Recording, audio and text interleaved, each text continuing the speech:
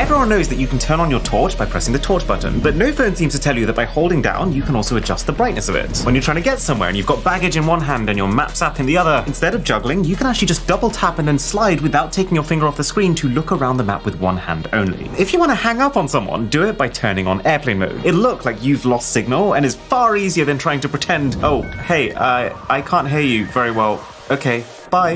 I'm going to try and give you 100 smartphone tricks in 15 minutes, going from beginner to pro to master. That's one tip every 9 seconds, or 8 seconds if I carry this intro on any longer. If you struggle to get up in the mornings, then the Alarmy app can be set to only turn off when you take a photo of a specific thing, like your cat. Hello. Or, with the Rise and Shine Smiling Alarm app, a nice pic of your smiling face. Already done 5. Let's make that 10 with 5 secret WhatsApp commands. If you really want to stress a certain word, then use an underscore before and after, and voila, it's italic and mildly aggressive. The latest update means that you can edit messages within 15 minutes after sending them. You can ask your voice assistant to read out your last WhatsApp message in case you can't use your phone right now. You can even set a custom tone to play when certain people message you, which I've only just set up last week, and it's a really good way of separating chats that you need to respond to straight away and ones that you can wait for. And ones that you're never getting back to. And probably the coolest WhatsApp trick is that you can create shortcuts to specific WhatsApp chats as their own icon on your home screen. Well, I'm actually doing pretty well for time so far. You can in one go delete all duplicate photos to save some storage, which is pretty handy if you keep re-downloading the same meme that you know you already have somewhere to send to every one of your contacts. Look at my memes. It's too many.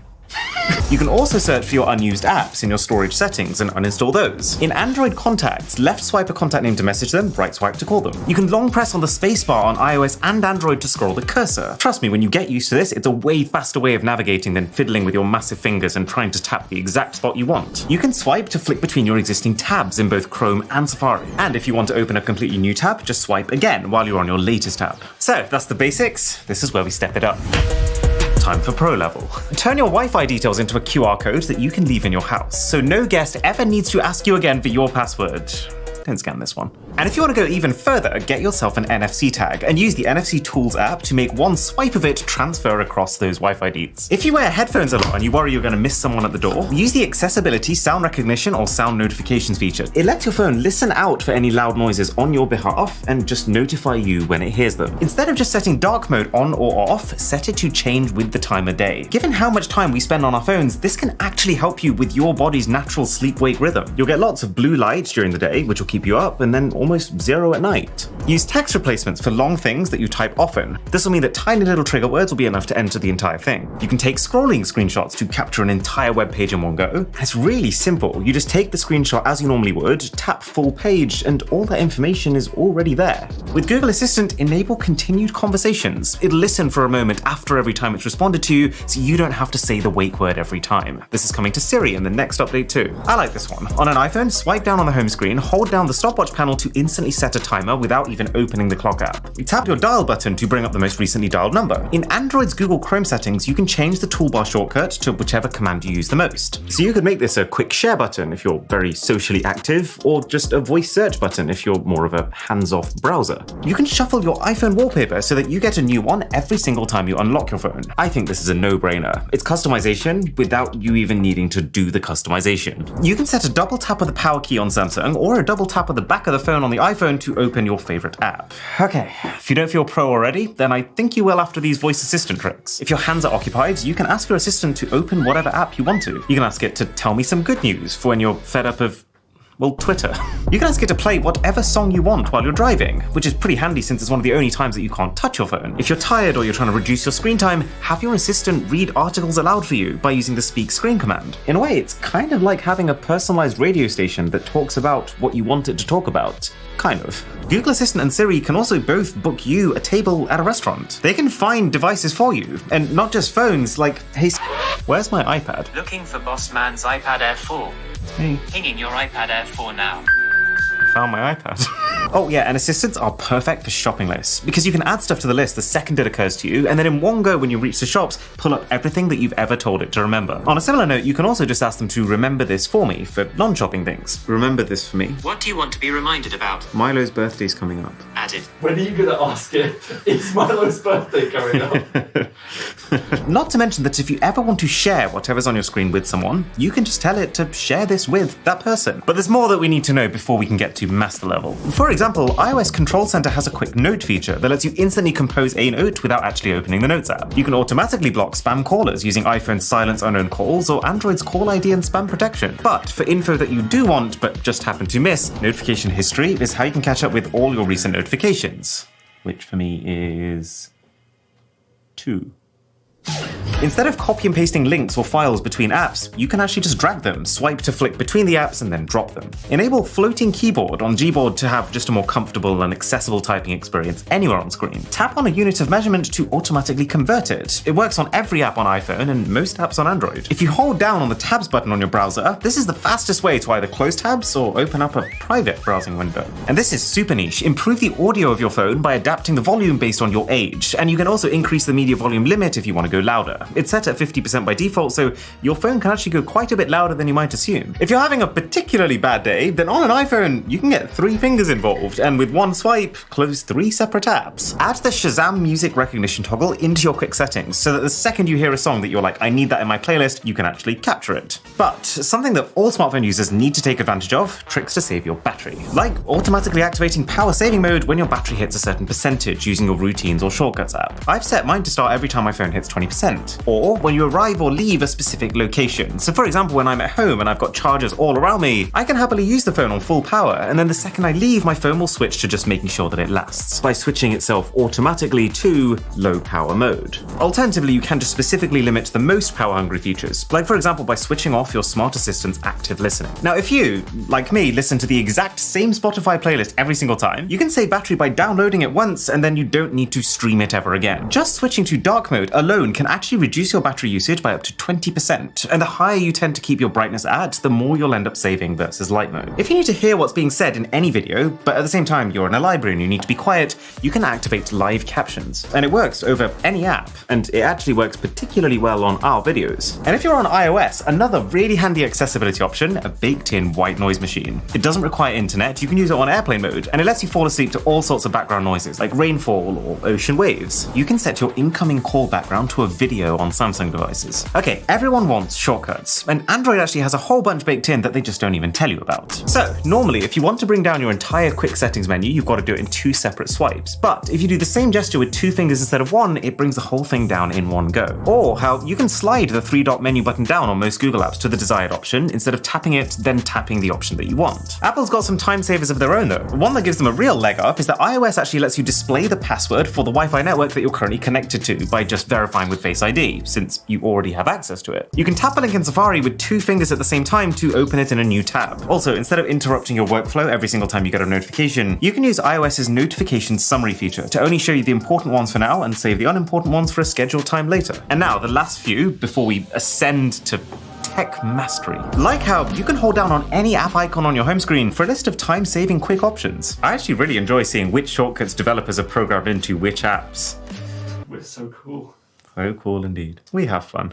If you want to be able to properly switch off every now and again, you can set your Galaxy or your Pixel phone to instantly go on Do Not Disturb as soon as you place them face down. And if you want to go full on with focus mode, create a routine that automatically activates it when you arrive at your workplace. You can even tie your arrival into other apps. Like for example, what my team does is make their phones launch straight into Google Docs when they get here. Oh, and if you're specifically using iPhone's focus modes, as of iOS 16, you can actually set specific lock screens for different focus modes, and they'll automatically change as you switch between them. Another thing that you might have missed from iOS 16 is that Nintendo Switch Joy-Con and Pro controllers are also now compatible. And you might also have missed this one, you'll be kicking yourself, but you can now take photos while shooting video. Okay, this one's really important. It's always worth setting up an emergency contact. Phones are now designed so that if something happens to you, a bystander can call that number without needing your password to unlock your phone. Like for me, I'm severely allergic to nuts, so if I ever had a reaction, then someone could use this to call someone to get me an EpiPen, for example. And if you ever find a lost iPhone, you can just ask Siri, whose phone is this? this. You can use your phone as a digital car key with certain vehicles via Google and Apple Wallet. And the benefit of that is that you can then remotely share that car key to any one of your contacts. Dial this code to access your phone's diagnostic test screen, where you can test that your phone's features like the display and the speakers are actually working correctly. If you send someone a flight number in iOS messages, you can directly with one tap keep track of the flight. So it's oftentimes quite useful just to send that flight number to yourself. If you accidentally dunk your phone in,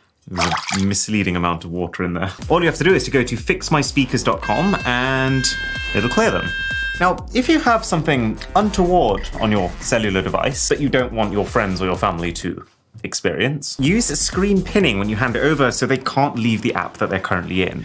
Okay, enough playing around. It's time for the master tier. These magnetic multi-head chargers allow you to have every smartphone connector available on a single wire. So it doesn't actually matter what device your friends are using, you can always be the provider of charge. Use the Notify Buddy app to give your phone a makeshift notification LED by lighting up a small group of pixels with whatever color that you want to represent each one of your apps. You can set custom messages to send automatically when you decline a call. I had a bit too much fun with this one. Now, most people probably know that they can automate things on their phone using routines or shortcuts, but real tech masters use the If This, Then That app, or IFTTT. Here's some of my go-to automations on it. It can send a text to someone as you're approaching their house to say, I'm 10 minutes away. It can turn your lights on automatically as you step through your door. Add songs that you're liking on YouTube automatically into your playlist on Spotify. Mute your phone the minute you arrive at whatever you've set as your workplace. It can even log how long you spend in a specific location on a spreadsheet. For example, let's say you go to work and you want to count your work hours, or if you want to keep track of how long you're in the gym for. The second your phone connects to a Bluetooth device, automatically plays a specific playlist immediately. Wow. Or we can get better. If you add a Japanese keyboard onto your iPhone, you will also have access to a whole new menu of instant emoticons, which you can now paste to your heart's content in your private notes, which you can now lock away from your Android buddies behind Face ID. You might have seen my video where I tested the most viral TikTok tech hacks, which was really fun by the way, go check it out. The one that really surprised me was that you can actually unlock your iPhone using your voice with a loophole in the accessibility settings. And speaking of both of those things, you can use your phone's accessibility voice command feature to map next to scroll TikToks.